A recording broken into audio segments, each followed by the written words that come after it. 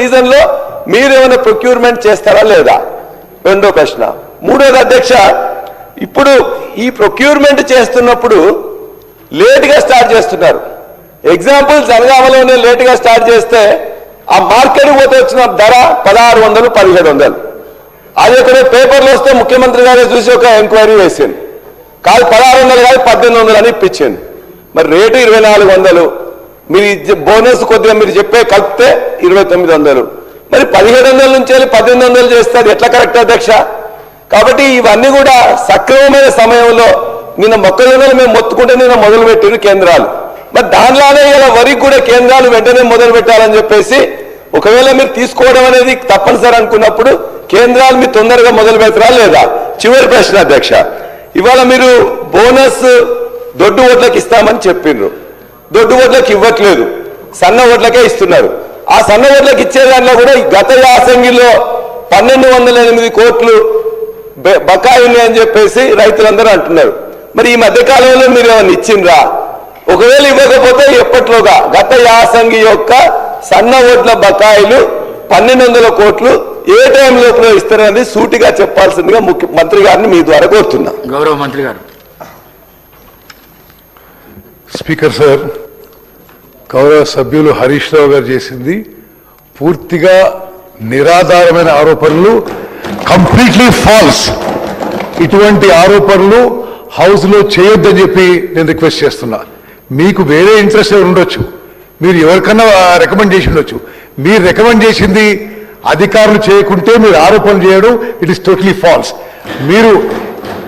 మీరు ఈ విషయంలో నేను ఆ విషయాలు ఇక్కడ మాట్లాడుకోవాలి, కానీ మీరు ఒక రికమెండ్ చేసి అది యాక్సెప్ట్ చేయకుంటే ఇది స్కాన్ చేసేటప్పుడు ఇది totally non sense.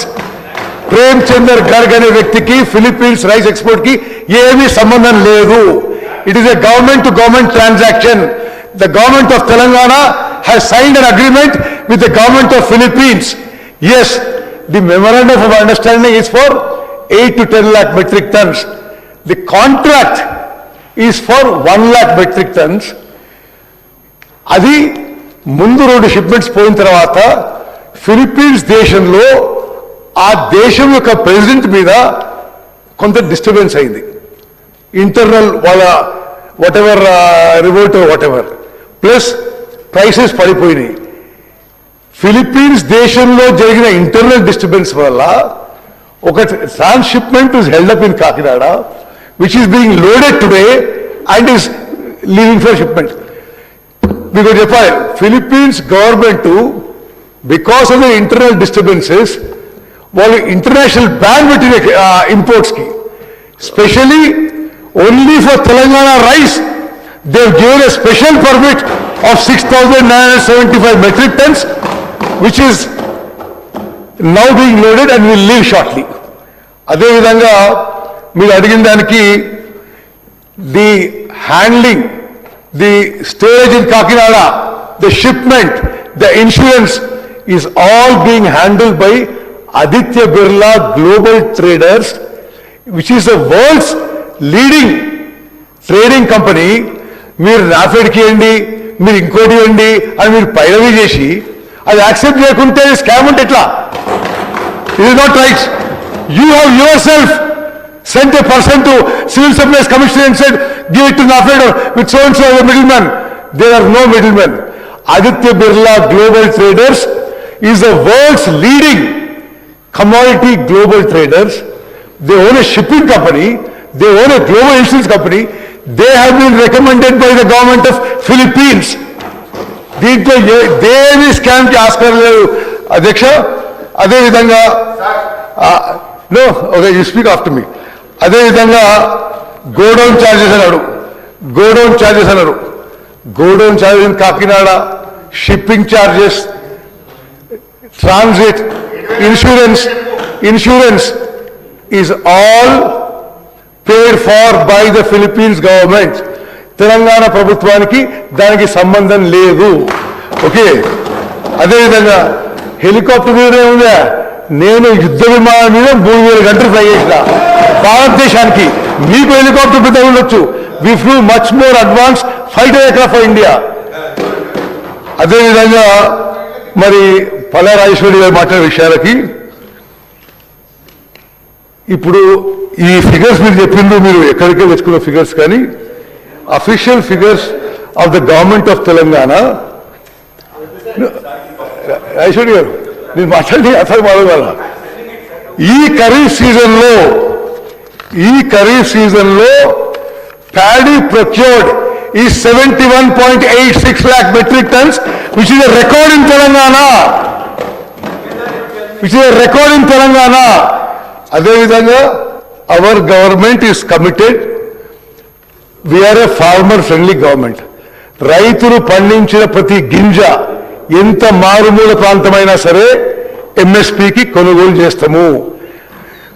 TRS government కంటే మరి చాలా ఎక్కువ ప్రొక్యూర్మెంట్ చేసినావు, ఎక్కువ ప్రొక్యూర్మెంట్ సెంటర్స్ ఓపెన్ చేసినావు అని మీకు మనవి చేస్తూ, అదేవిధంగా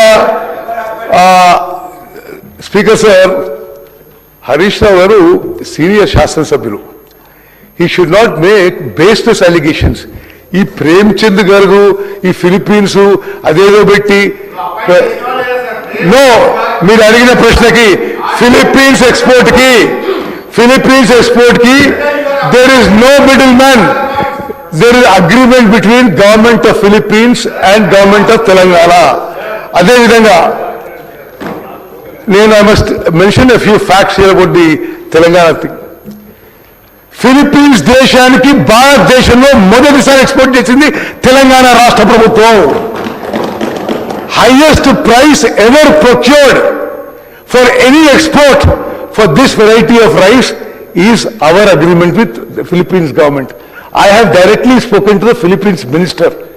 It is an official agreement with the Philippines government. We can order a lot of house committees or on the irrigation projects that you did, so you don't have to worry about that.